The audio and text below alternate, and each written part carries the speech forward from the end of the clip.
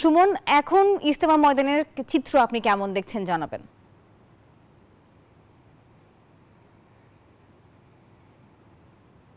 ধন্যবাদ।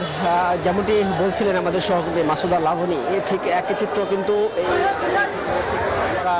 এই অংশে আমি দেখাচ্ছি আপনাদের। আমার ঠিক ডান পাশ দিয়ে কিন্তু আশুলিয়ার যে প্রধান সড়কটি, ঢাকা আশুলিয়া রুটটি, সেটি, এবং এর পাশে কিন্তু এক পাশে ঠিক গাজীপুরের টঙ্গীতে একত্রিত হয়েছে।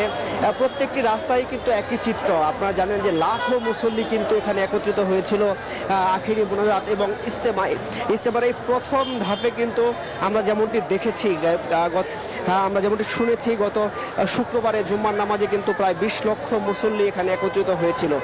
তার পরবর্তীতে আমরা আজ যেমনটি দেখেছি তার চেয়ে অনেক বেশি মুসল্লি কিন্তু এখানে একত্রিত হয়েছে।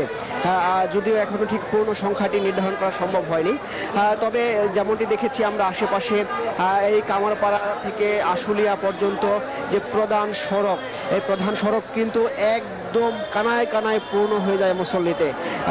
এখন আপনারা যেমনটি দেখছেন, যারা শুধুমাত্র মোনাজাতে এসেছিলেন তাদের পাশাপাশি যারা 3 দিন এখানে অবস্থান করেছে তারাও কিন্তু তাদের ব্যাগ বা তাদের সরঞ্জামাদি নিয়ে কিন্তু নিজ গন্তব্যে ফিরছেন।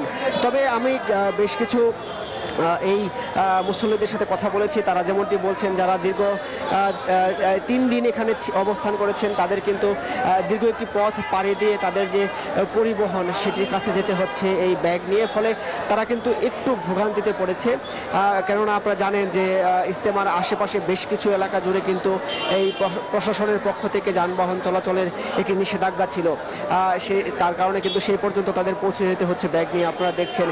তবে ছোট ছোট বেশ কিছু যানবাহনে কিন্তু কিছু মানুষ যাচ্ছেন, বিশেষ করে রিক্সা বা মোটর সাইকেলে করেও কিন্তু এসেছিলেন। আর আমরা যেমনটি দেখেছি আজকের আখেরি মোনাজাতে যারা এসেছিলেন তাদের সাথে আমরা কথা বলেছি।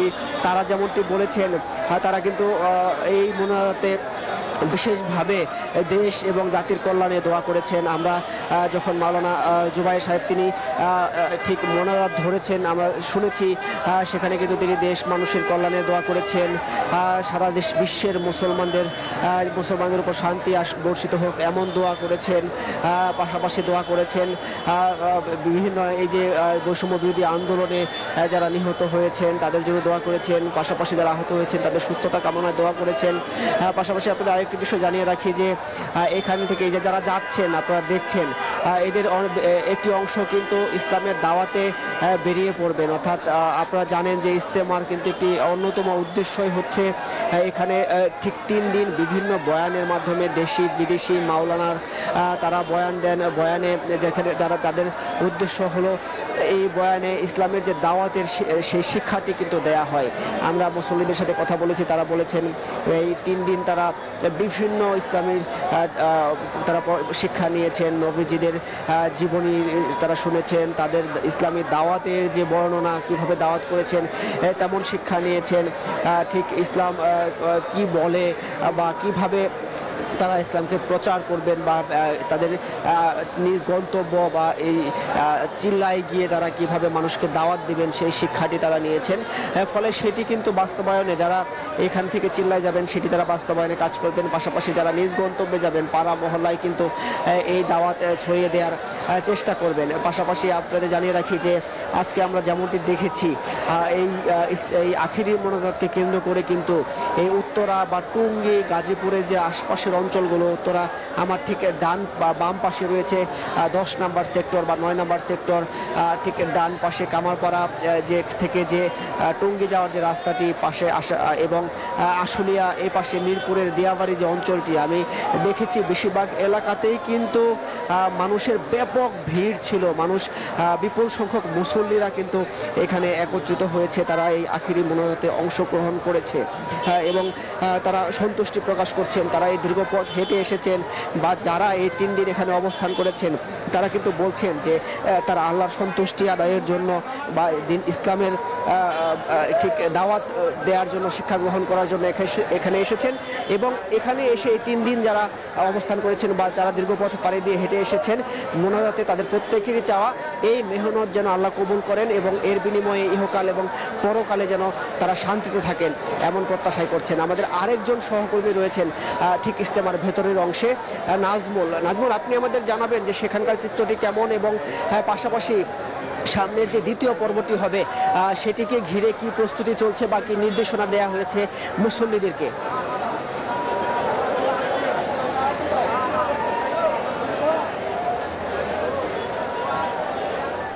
মাসুদ, আপনাকে ধন্যবাদ। আপনি যেমনটি বলছেন, এই মুহূর্তে রয়েছি আমি বেশ ইজতেমার ঠিক মাঝখানে, যে মূল ফটকের মাঝখানে, এবং আমরা দেখেছি যে ধর্মপ্রাণ মুসলমানরা কিন্তু আখিরি মুনাজাত শেষ করে, যেহেতু 3 দিন এই ইজতেমায় তারা অবস্থান করেছিল, এই ইজতেমার থেকে কিন্তু এখন তারা যেহেতু আখিরি মুনাজাত শেষ, এখন কিন্তু তারা বের হয়ে যাচ্ছে। এবং আমরা যদি একটু ক্যামেরার মাধ্যমে একটু দেখানোর চেষ্টা করব যে এখানকার যারা ধর্মপ্রাণ মুসলমান তারা কিন্তু বের হয়ে এবং তারা কিন্তু বাড়িতে ফিরে যাচ্ছে। এবং তাদের যেহেতু সামনে আরেকটি পর্ব রয়েছে, 42টি জেলার কিন্তু এখন লোকজন কিন্তু এই ইজতেমায় এসেছিলেন এবং সেখান থেকে কিন্তু ইজতেমার যে দিনের দাওয়াত, সেই দিনের দাওয়াত তারা কিন্তু এখান থেকে শুনেছে এবং মুরব্বীদের যে বয়ান করেছে সেই বয়ান এবং নির্দেশনামূলক বক্তব্য তারা এখানে শুনেছে এবং সেই বক্তব্য কিন্তু আপনারা দেখতেই পাচ্ছেন, শুনে কিন্তু তারা হেদায়েতের কথা শুনছেন এবং তারা এখন প্রত্যেকের মুখে আল্লাহু আকবার আল্লাহু আকবার